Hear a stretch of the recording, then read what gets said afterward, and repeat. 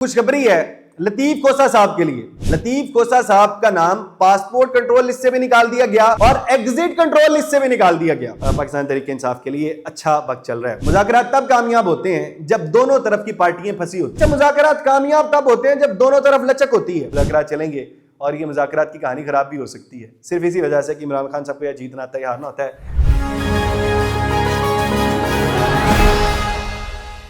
अस्सलाम वालेकुम, आप पाकिस्तान खबर देख रहे हैं और मैं हमजा जावेद हूं। नाज़रीन, खुशखबरी है लतीफ कोसा साहब के लिए। लतीफ कोसा साहब का नाम पासपोर्ट कंट्रोल लिस्ट से भी निकाल दिया गया और एग्जिट कंट्रोल लिस्ट से भी निकाल दिया गया। हुआ यह था कि चंद दिन पहले लतीफ कोसा साहब को बाहर जाना था, कनाडा जाना चाहते थे, तो उनको रोक दिया गया। तमाम पाकिस्तान तहरीक इंसाफ के लोग, आप तमाम लोग जानते हैं, उनके ऊपर थोड़ा शिकंजा टाइट किया हुआ है। तो लतीफ कोसा साहब भी पाकिस्तान तहरीक इंसाफ से मुंसलिक है इन दिनों। तो लतीफ कोसा साहब बाहर जाना चाह रहे थे तो उनको रोक दिया गया कि आप बाहर नहीं जा सकते। ईसीएल में नाम डाल दिया गया और पासपोर्ट कंट्रोल लिस्ट में भी नाम डाल दिया गया। तो उसके लिए वकील हैं, बड़े वकील हैं, छोटे केस तो खुद नहीं लड़ते हैं, बड़े बड़े केस लड़ते हैं।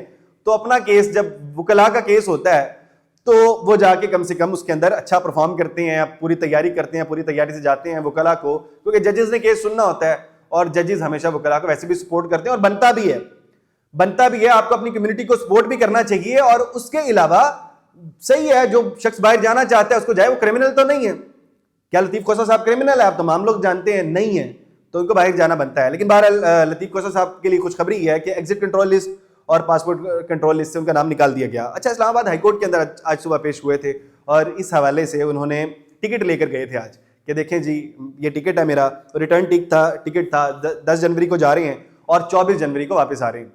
तो उन्होंने श्योरिटी दी इस चीज़ की कि मैं 10 जनवरी को आ जाऊंगा और 24 जनवरी को वापस आ जाऊंगा। तो उसके बाद अदालत ने ये जो समात है इसको 6 फरवरी तक आगे डिले कर दिया कि 6 फरवरी को दोबारा से समात होने जा रही है। और इस मामले को अब ये 1 माह तक इनका नाम निकाला गया है। अब लतीफ कोसा साहब क्योंकि कनाडा जा रहे हैं तो इनके लिए ये तो अच्छी खबर है कि कनाडा जा सकेंगे, क्योंकि इन्होंने टिकट करवा भी लिया था। अगर आज अदालत इनको रोकती तो लतीफ कोसा साहब बाहर नहीं जा सकते थे, क्योंकि आज की ही इनकी फ़्लाइट है। बहरहाल पाकिस्तान तहरीक इंसाफ के लिए अच्छा वक्त चल रहा है। अच्छा, एक बात मैं ज़रूरी करना चाहूँगा मुज़ाकरात के हवाले से कि लोग बात कर रहे हैं कि पाकिस्तान तहरीक इंसाफ के मुज़ाकरात कामयाब होंगे या नहीं होंगे। चंद बातें ज़ेर गौर हैं, इसको देख लेते हैं। मुज़ाकरात कामयाब कब होते हैं? मुज़ाकरात तब कामयाब होते हैं जब दोनों तरफ की पार्टियां फंसी होती हैं। मुज़ाकरात कब होंगे? कुछ लोग कह रहे हैं कि भाई लेट गए हैं जाके, बहुत से लोग जाके लेट गए हैं, एस्टैब्लिशमेंट जाके लेट गई है इमरान खान साहब के सामने, जो आप ये मान लें शराइत के। ऐसा नहीं है। मैं बताता हूँ मुज़ाकरात कब कामयाब होते हैं, जब दोनों तरफ प्रेशर होता है। अब पाकिस्तान तहरीक इंसाफ के पास 26 नवंबर का प्रेशर मौजूद है, तमाम लोग जानते हैं जी, 26 नवंबर का प्रेशर है। उसके बाद पाकिस्तान तहरीक इंसाफ 26 नवंबर के बाद उस तरह से नहीं उभर सकी, लेकिन उनके पास एक आखिरी कार्ड था इमरान खान साहब के पास।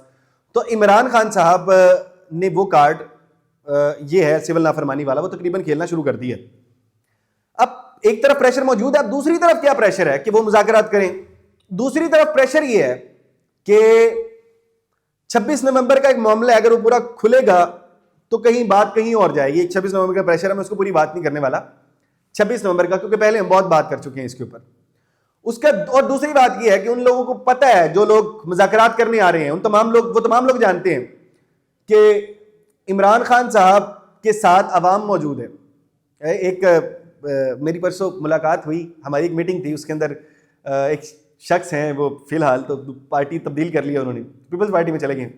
वो कहते हैं कि पीपल्स पार्टी में चले गए हैं, लेकिन उनका एक जुमला मुझे बड़ा अच्छा लगा। वो कहते हैं कि इमरान खान ने 35 साल सियासत को शिकस्त दे दी, 70 साल सियासत को शिकस्त नहीं दी।